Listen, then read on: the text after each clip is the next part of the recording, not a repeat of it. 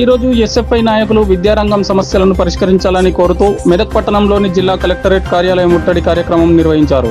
ఈ సందర్భంగా వారు మాట్లాడుతూ విద్యారంగ సమస్యలను పరిష్కరించాలని డిమాండ్ చేశారు.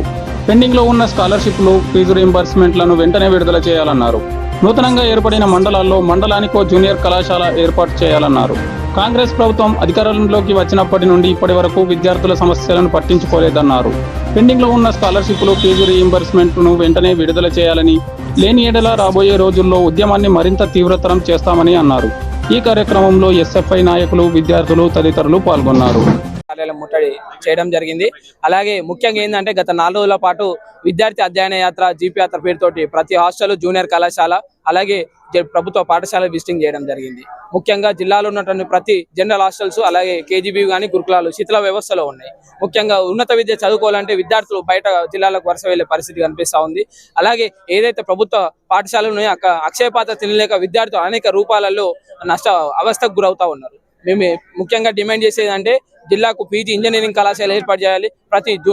కొత్తగా ఏర్పడిన ప్రతి మండలాల్లో జూనియర్ కళాశాల ఏర్పాటు చేయాలి. ప్రతి జనరల్ హాస్టల్ సంబంధించిన నూతన భవనాలు ఏర్పాటు చేసి విద్యార్థులకు అన్ని మౌలిక సదుపాయాలు కల్పించాలని చెప్పేసి ఎస్ఎఫ్ఐగా డిమాండ్ చేస్తున్నాం. అలాగే ముఖ్యంగా బెస్ట్ అవైలబుల్ స్కీమ్ సంబంధించిన దాంట్లో ఫండ్స్ కూడా రాలేవు. అలాగే జిల్లాకు సంబంధించిన దాంట్లో తూప్రాను, పెద్ద శంకరంపేట మండలం సంబంధించిన దాంట్లో విద్యార్థులు ఎక్కువ శాతం చదువుకునే పరిస్థితి ఉంటాయి. దూర ప్రాంతాల నుంచి వస్తారు కాబట్టి ఖచ్చితంగా ప్రభుత్వ డిగ్రీ కళాశాల ఏర్పాటు చేయాలని చెప్పేసి ఎస్ఎఫ్ఐ మెదక్ జిల్లా కమిటీ ఆధ్వర్యంలో ఈ రోజు కలెక్టర్ కార్యాలయం ముట్టడి చేయడం జరుగుతుంది. అజయ్ కుమార్, ఎస్ఎఫ్ఐ మెదక్ జిల్లా కార్యదర్శి. ఆంధ్రప్రదేశ్ ఎస్ఎఫ్ఐ మెదక్ జిల్లా ఆధ్వర్యం, జిల్లా కమిటీ ఆధ్వర్యంలోని ఈ రోజు జిల్లా కలెక్టరేట్ ముట్టడి కార్యక్రమం నిర్వహించడం జరుగుతూ ఉంది. ఏదైతే జిల్లా వ్యాప్తంగా ఉన్నటువంటి సమస్యలను గత వారం రోజుల నుండి మెదక్ జిల్లా కమిటీ జీబీ యాత్ర పేరుతోటి ప్రతి విద్యా సంస్థను విజిట్ చేసి అందులో ఉన్నటువంటి సమస్యలు సేకరించడం జరిగింది. ఆ సమస్యలన్నీ కూడా ఈ రోజు కలెక్టర్ గారి దృష్టికి తీసుకెళ్లడం జరుగుతూ ఉంది. అదేవిధంగా తెలంగాణ రాష్ట్రంలోని కాంగ్రెస్ ప్రభుత్వం అధికారంలోకి వచ్చి 18 మాసాలు గడుస్తూ ఉన్నా ఒక విద్యా సంవత్సరం మొత్తం అయిపోయింది. నూతన విద్యా సంవత్సరం స్టార్ట్ అయ్యి కూడా 2 మాసాలు గడుస్తూ ఉంది.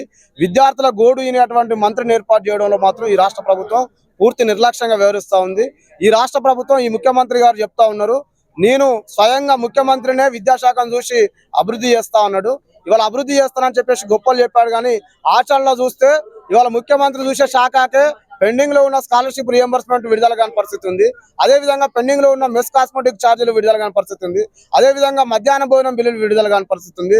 అక్షయ పాత్రకు సంబంధించిన నిధులు విడుదల కాక వాళ్ళు ఎవరు కూడా వంట చేయడానికి కూడా ముందుకు రావడం లేని పరిస్థితి ఉంది. అదేవిధంగా బెస్ట్ అవైలబుల్ స్కూల్స్ ఉన్నటువంటి విద్యార్థులకు ఇవాళ ఇవ్వాల్సినటువంటి స్కాలర్షిప్ ఏదైతే ఫీజు రియంబర్స్ ఉంటుందో అది ఇచ్చేటువంటి పరిస్థితి లేదు. అదేవిధంగా జిల్లా వ్యాప్తంగా సర్వేలో భాగంగా ఇలా ప్రతి హాస్టల్ ను దర్శనమిస్తా ఉన్నాయి. ఇప్పటి వరకు ఒక హాస్టల్ మైనర్ రిపేరింగ్ ₹1 విడుదల చేసే పరిస్థితి లేదు. ప్రతి పాఠశాలలు గత బీఆర్ఎస్ ప్రభుత్వం మన ఊరు మనబడి పేరుతోటి సెలక్షన్ చేసి నిధులకు విడుదల చేసిన దాంట్లో 50% పనులు జరిగినా ఇంకా 50% పెండింగ్ లో ఉన్నాయి. దానికి సంబంధించిన నిధులు ఇవ్వాలి అని చెప్పేసి పదే కాంట్రాక్టర్లు, విద్యార్థి సంఘాలు అడిగినప్పుడు కూడా ఈ ప్రభుత్వం ₹1 కూడా విడుదల చేయలేదు.